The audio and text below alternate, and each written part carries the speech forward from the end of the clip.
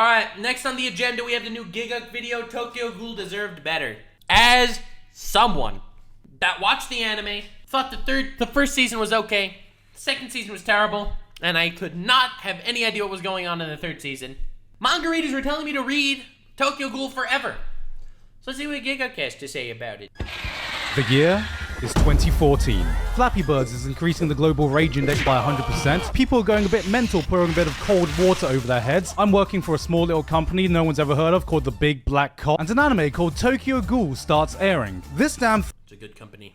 I hear they pay well. thing became inescapable. If you were on Tumblr, you'd see that goddamn edgy mask at every convention you'd go to, and the world was introduced to one of the most iconic anime openings of all time. Unwrap. If Rene Circulation was the weeb smash hit song, this became our national anthem. Come on, don't lie. At one point, I know the beginning of this song was ingrained into your brain, and you wish you could match that raspy, scratchy ass vocal texture the singer has.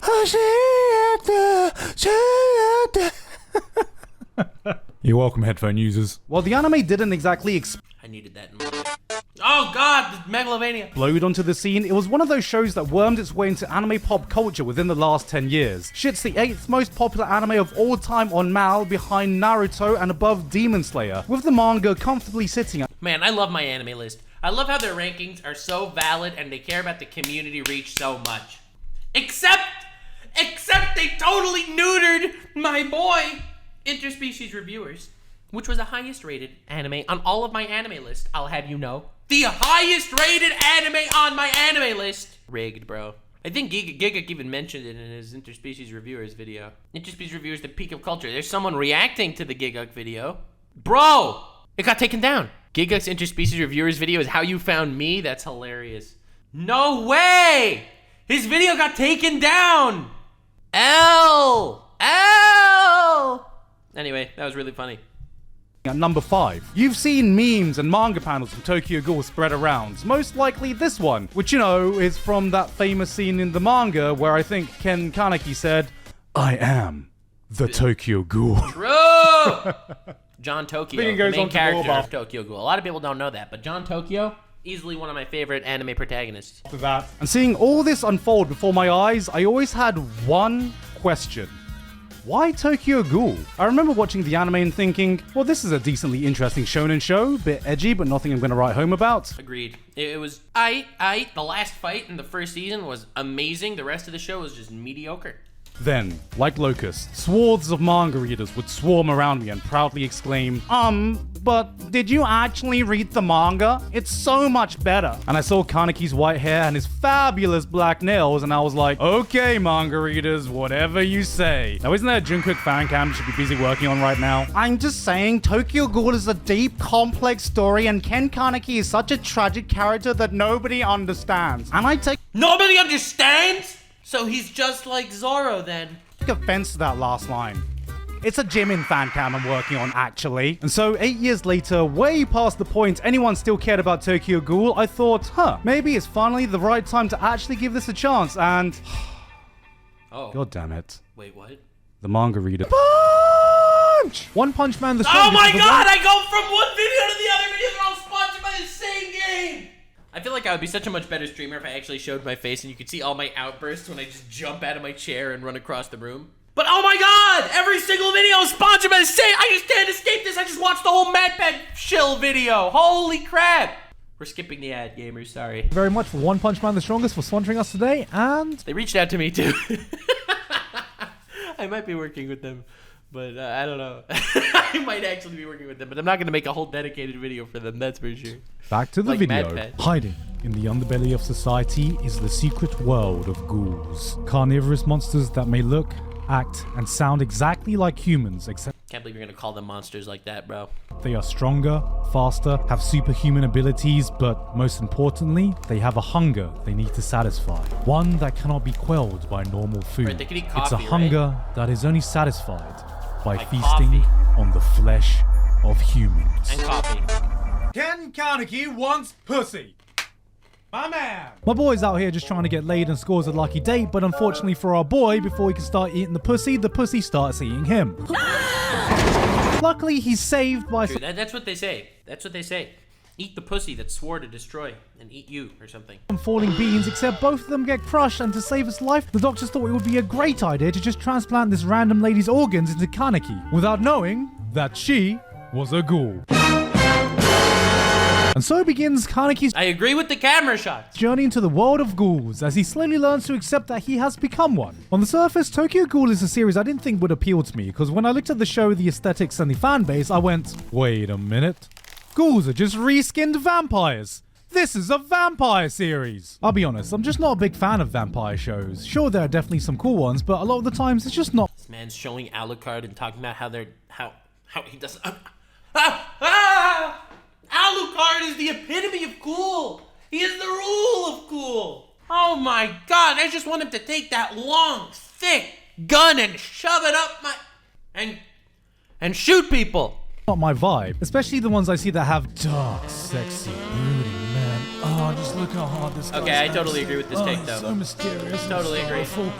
All this. I bet he doesn't have any hair in his nipples. I call them Tumblr shows, which seeing how popular Tokyo Ghoul got on there just reaffirms my preconceptions, because you gotta admit, some of these aesthetics radiate I'm 14 and this is deep energy. The type of show with a fan base you wouldn't be surprised buying a jar of corpse husband's bathwater and posting images like, there are two wolves inside of me.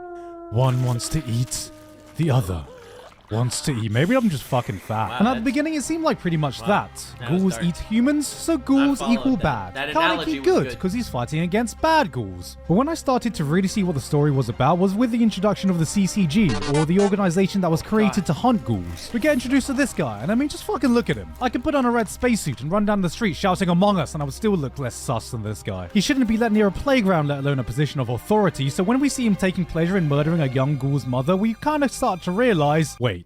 Are we the baddies? Before you know it, different factions start forming on both the ghoul and human side of things, each with their own philosophies of the right course of action to take. Tokyo Ghoul crafts this world where the conflict just feels organic. Every single character has a reason they're part of this fight, a part of this war, and it always feels justified no matter how scummy a person they may be. Sometimes humans are the monsters, sometimes ghouls are the monsters, a lot of the times both are the monsters, and in between there are a select few just trying to find peace in all this chaos.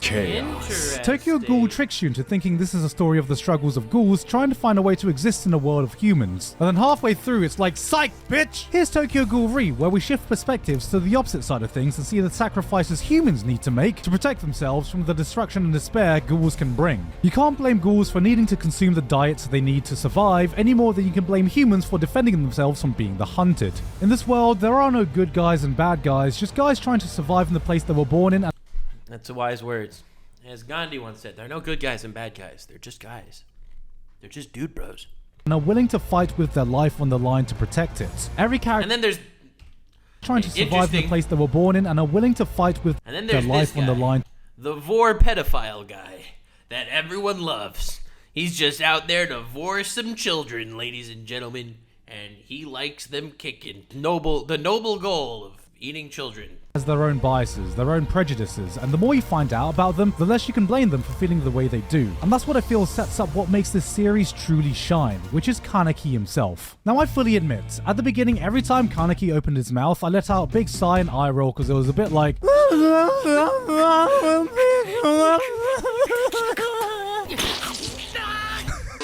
But as the series progresses, you see that he's the perfect character to carry you through this story. He's someone who's born as a human that was turned into a ghoul and as such acts as the perfect middle ground between the two worlds. Here is someone who sees the twisted, unfair, broken world for what it is, and because of that he's in a constant internal battle with himself, unable to fully let go of his human side, but unable to fully accept his ghoul side. There are two wolves inside of him. One wants to eat, bro. Resist. One and the other Kaneki's wants to eat. Yo, so true. So true. This man's spitting right here. God, now if this man was sponsored by the One Punch Man mobile game, I don't know. I might just binge it. internal struggle is to me what made this manga so compelling. Little by little, you get to see the transformation. I love how. Nikki's Anyway, like in the first scene when he realized he's a ghoul, he took this knife and tried to stab himself, and it didn't work. Like the knife snapped on him. But meanwhile, Rize, one of the most powerful ghouls ever, who was killed and he got her organs, literally just like a bunch of bricks fell on her and she died. So, dead. Except for her organs. Her organs were all totally fine for implants. But her, squashed, baby. Internal struggle is to me what made this manga so compelling. Little by little, you get to see the transformation of this naive, young, whiny, annoying brat become a symbol of the two sides he represents. Tokyo Ghoul Bro, this is just Evangelion. is Kaneki's story through and through, and seeing his journey and how it ties in thematically with the story being told, by the ending of Re, I could absolutely see why he became one of the most iconic characters in the world of manga. All this just because Ken Kaneki wants pussy. One thing that absolutely stands out is the art on display here. You can see Sui Ishida starting off a bit rough at the beginning, but as the series goes on, you can really see him coming to his own. Not only resulting in some legendary panels, but just becoming an absolute master at being able to portray a person's mental state. God. Kaneki's internal conflict Dude, is just I don't becoming need an absolute a master, master to know that this guy's mental state is bad.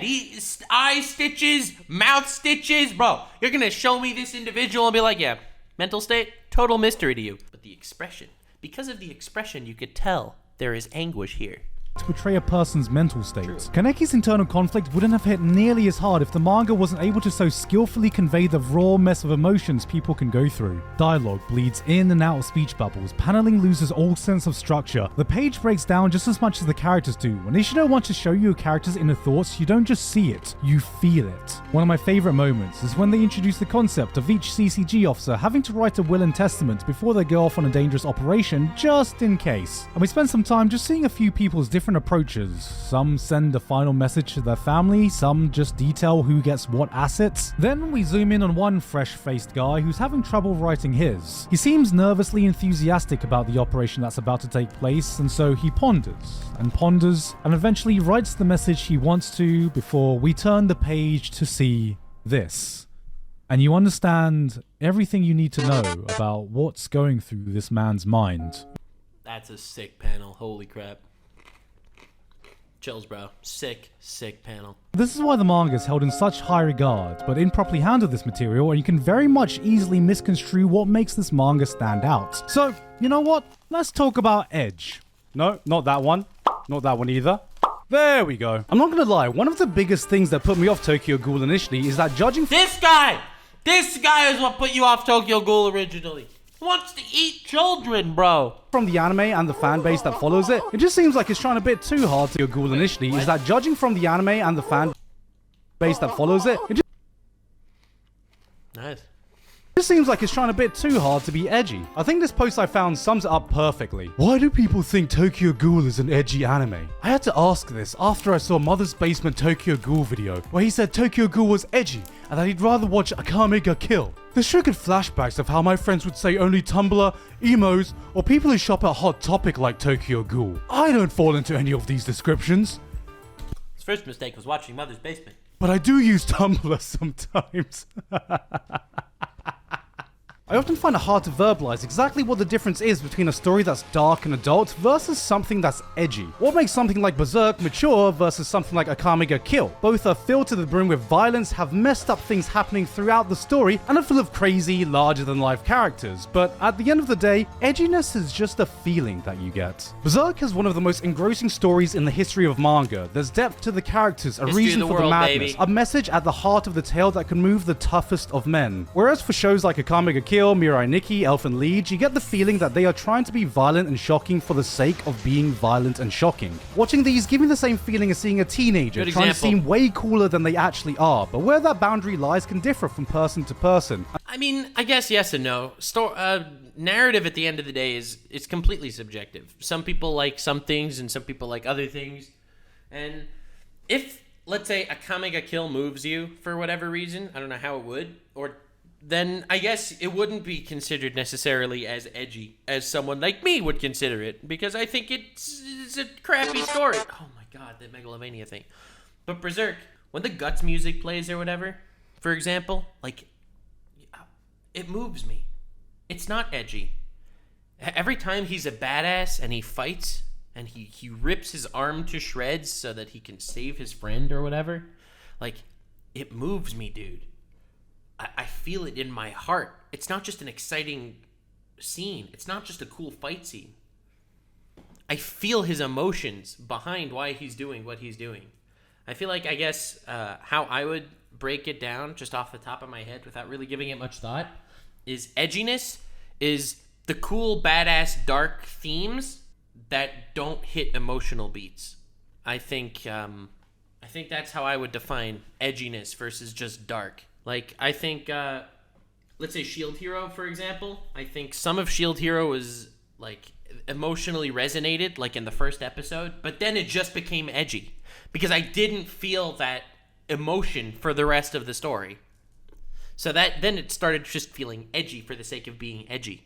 And the line between mature and edgy is something that can be paper thin. Tokyo Ghoul is a series that lives on this line. It was born there. My boy Kaneki set up camp up there and is navigating it like a goddamn trapeze artist walking down to the tune of Evanescence Bring Me Back to Life. But through his style of storytelling, Ishida manages to keep his manga ever feeling like it's gone full edge. You know, for the longest time, I saw this panel of Kaneki saying, "I am tragedy," being passed around on the internet, and I was like, oh, cut my life into pizza and give me a plastic fork because this edge is slicing me up. You know, I can't deny, with this aesthetic and style, out of context, this line of dialogue seems to fit perfectly. But it was only after reading the manga did I find out that this is a bloody parody edit. Kaneki doesn't say anything like this in the series, but it shows that all it takes is changing a few words, a few lines of dialogue for Tokyo Ghoul to fall right down there into the depths of Edgeville. I felt— Bro, that's not a real panel? Oh my god. I've been lied to by the internet, and no one lies on the internet. Ishida managed to avoid this when I was reading the manga, but in the anime, that definitely wasn't the case. And to properly portray my point, I gotta talk about one of the big early turning points in the manga, so if you haven't seen up to the ending of season 1 in the anime, then I'll be doing a spoilery timestamp on YouTube so you can skip ahead. Early on, Kaneki gets kidnapped by a powerful ghoul named Jason who would put him through a living hell. At the time, Kaneki still very much viewed himself as a human, unable to accept his ghoul side, and it would be this that completely breaks him. For 10 long, grueling days, Jason put Kaneki through some of the most unimaginably horrific torture nobody should have to experience. Body parts were cut off. A centipede was allowed to run rampant inside of Kaneki's ear. His fingers and toes were cut off so many times that his nails turned black from the constant regeneration of his limbs. And over time, his hair slowly turned from black to white from the sheer stress and trauma of the event. First, just a strand, then a patch, then by the end, every single strand was white. His mind was pushed to the breaking point, and then kept going far beyond that. And at the end of it all, with nothing left to cling on to. See, here's the thing that turned me off from the Tokyo Ghoul manga. I love this scene, this torture scene and everything, and I love the fight with Jason right after this. When he says to Jason, "What's 1,000 minus 7?"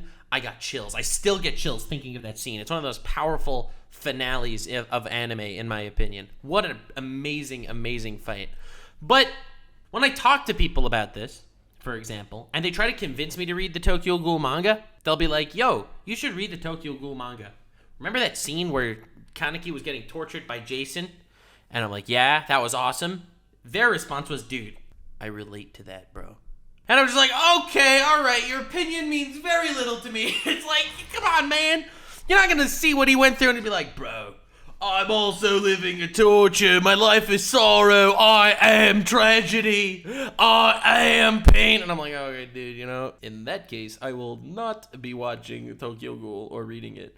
It's like, your opinion means very little to me. So I should never judge something completely based on the fandom. But when the fandom is so much like that, I'm just like, bro, am I really going to devote time to this anime? No hope left. You turn to this absolutely grotesque panel as you see Kaneki cannibalizing himself, eyeballs popping out, fingers clawing his face off as he finally accepts that he is a ghoul.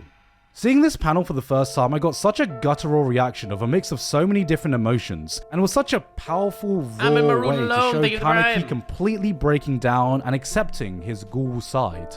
Now, how did the anime do this? Well, he has a nice friendly chat with Rise before having a little cheeky bite of her, and then for some reason his hair instantaneously turns white, and before he remembers to wipe the mango sauce off his mouth, we get this. I am a ghoul. Now, I'm not saying this is the worst way to adapt it. I'm not even saying that this is a bad scene overall, but come on, man. Can we even compare? The first time I saw this scene, my guttural reaction was, "Oh, you better watch out, Jason. Kaneji's in the house." Yes, this is the exact moment Ken Kaneki becomes Heisenberg. You're goddamn right. Yeah, let's go! that joke made this whole video better. I don't know how to explain it. Sometimes there's like a little reference, a little joke, and it just makes the whole video better. That was this joke. I'm just saying. Off the nuance of emotions you get when you read the manga and shifts it way more into the edgy side. Because yes, having your protagonist spawn white hair and black nails the moment they get a badass, dark, brooding power-up only to have Unravel start playing is edgy as fuck, even if that song is awesome. Even at its best, the Tokyo Ghoul anime never felt like it captured the same visceral emotions contained in the manga, and may I remind you, this was the good adaptation because Season let me 2 tell you about the train wreck that came afterwards. No, please don't Right tell after us. this came the No, direct sequel no. that they called No! Tokyo Ghoul Square Root A, which is just... What the fuck does that even mean? Whose bright idea was this? Did they just have a chronic fear of the number 2? Somewhere out there, a mathematician is crying right now! Root A is a reference to and pun on the Aogiri Tree organization, which is the focus of the second season. A is simply the first letter of the organization, Oh, you've gotta and the be root kidding. is a pun on tree root. So No! Aogiri Tree. There's But no it way might that's be real. He made that up. There is no way that's real. There's no way that's the real answer. more accurate than I'm giving it credit for because it makes about as much sense as the fucking season does. To call this season a glorified fanfiction would be an insult to fanfictions. Kaneki goes down a completely different path, making a completely anime original adaptation, except somehow stitching things together so they kinda result in the same climactic fights and events, but since they did this while removing all character motivations and moments Yeah, from the it was manga, horrible. absolutely nothing anyone This was the does worst makes adaptation sense. I've ever seen. This is what would happen if you gave the Tokyo Ghoul manga to Stevie Wonder and asked him to recreate the events he read. By removing the same context, by removing the small character moments, by removing all nuance in the story, not only did the developments not make It's like, imagine watching Naruto, but Madara shows up after the Zabuza arc. Kinda like that. any fucking sense, but oh boy, get ready to walk down that boulevard of broken dreams because we're taking that lonely road right into Edgeville. Tokyo Ghoul is yet another victim of a manga with an anime adaptation that completely squandered everything that made it great. The Tokyo Ghoul re-adaptation tried to salvage it, but by that point it was too late. And even late, then, bro. I just don't think the studios were good enough to portray the same emotions Ishida was able to etch into his manga. Do I think the manga is a masterpiece? Not quite. I think there was a quality dip in the later half of Re where everything started to feel a bit rushed, and I'm not gonna lie, some of the fight scenes are just really hard to follow. What a perfect reason for an anime adaptation. But even though the road to get there was messy, Ishida found a way to give a conclusion to all his characters that left me feeling absolutely satisfied. There is so much more here than the edgy Tumblr show I originally thought it was, and I'm glad I gave it a chance. Tokyo Ghoul deserved better, and I should have listened to the side of me that ignored my preconceptions earlier. Guys, I guess what I'm trying to say is, there are two wolves inside of me. Yes! One of them is a Genshin streamer, and the other one streams Genshin. Preach! Okay, the wolf joke is the highlight of the video. I will probably not be reading Tokyo Ghoul anytime soon, but I just might. I just have a bad taste in my mouth from the anime adaptations. Maybe I'll get there eventually, but there's so many more better manga that I want to read first that I don't have time for. Like Kingdom or Vagabond. Like, I am not reading Tokyo Ghoul before Kingdom or Vagabond. Okay? Those are right up there on my list, and I am not reading Tokyo Ghoul before either of those. So, it was a good video. That was the moment Kaneki became Heisenberg. Hells yeah. Like, subscribe, and follow me on Twitch. Stay weird, fam.